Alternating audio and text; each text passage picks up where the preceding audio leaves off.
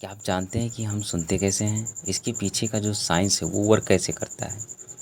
तो आइए हम इस वीडियो में सीखते हैं कि कैसे साउंड वेव हमारे कान तक पहुंचती है और हम उसे आसानी से सुन पाते हैं। इस वीडियो में हम सीखते हैं कि कैसे साउंड वेव हमारे कानों से होते हुए हमारे माइंड को सिग्नल भेजती है।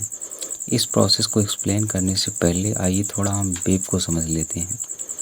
वेव्स या तरंगें ये मेनली दो प्रकार की होती हैं, एक ट्रांसवर्स वेव और दूसरी होती है जो टाइप की, उसे कहते हैं लॉन्गिट्यूडनल वेव।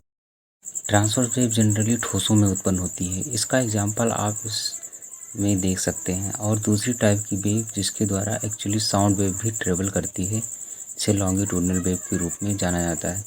ये वेव ठोस, लिक्विड तथा गैस तीनों मीडियम में ट्रेवल कर सकती है। ये गैसीय मीडियम में कुछ इस तरह ट्रेवल करती है। साउंड वेव को समझने के बाद आइए हम अपने मेन टॉपिक पर वापस आते हैं और समझते हैं कि कैसे साउंड वेव एक्चुअली हमारे माइंड तक सिग्नल को भेजती है। जब किसी सोर्स से कोई साउंड वेव निकलती है तो वह एयर में ट्रेवल करते हुए हमारे कानों तक पहुंचती है, क्योंकि हमें पता है कि साउंड वेव एक लॉन्गिट्यूडनल वेव होती है जो सोर्स से निकलने के बाद वह अपने पास की वायु के छोटे छोटे जो पार्टिकल होते हैं उनको पुश करती है और उनसे आगे के जो पार्टिकल है वो अपने से आगे वाले पार्टिकल को पुश करते हैं, जिससे ये वेव हमारे कानों तक पहुंचती है।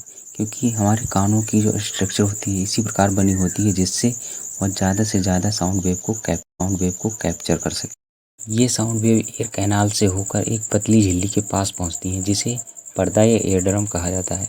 जब ये साउंड वेव ईयर ड्रम से टकराती है तो ये वाइब्रेट करने लगता है। इस वाइब्रेशन को आगे बढ़ाने के लिए हमारी बॉडी की 3 सबसे छोटी हड्डी, जिनके नाम मैलियस, इंकस और स्टेपिस हैं, इन तीनों में जो सबसे छोटी हड्डी होती है वो स्टेपिस होती है। इन हड्डियों का मेन काम होता है कि जो साउंड वेव ईयर ड्रम तक पहुंचती हैं उनको एम्पलीफाई करके, यानी उनकी तीव्रता को बढ़ाकर कोक्लिया तक पहुंचाना, जो स्टेपिस से डायरेक्टली जुड़ी रहती है। कोक्लिया, जिसका आकार कुछ स्नेल की तरह होता है, जिसके अंदर एक प्रकार का फ्लूइड भरा रहता है।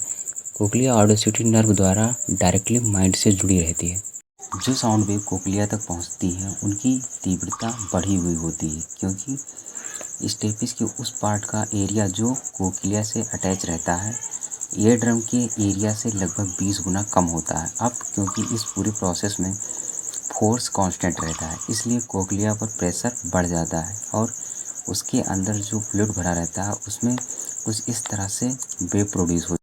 कोक्लिया अपने स्पेशल प्रॉपर्टी के कारण इन वेव को इलेक्ट्रिक सिग्नल में कन्वर्ट करके ऑडियोसिटी नर्व द्वारा हमारे माइंड को सिग्नल भेजता है। माइंड इन इलेक्ट्रिक सिग्नल को रीड करता है, जिससे हमें एक क्लियर साउंड सुनाई पड़ती है। तो इस तरह हम उस आवाज़ को सुनते हैं। अगर वीडियो इन्फॉर्मेटिव और यूज़फुल लगी हो तो प्लीज़ वीडियो को लाइक कीजिए और ऐसे ही नॉलेजेबल वीडियो देखने के लिए चैनल को सब्सक्राइब कीजिए। Thank you so much for coming here. जय हिंद।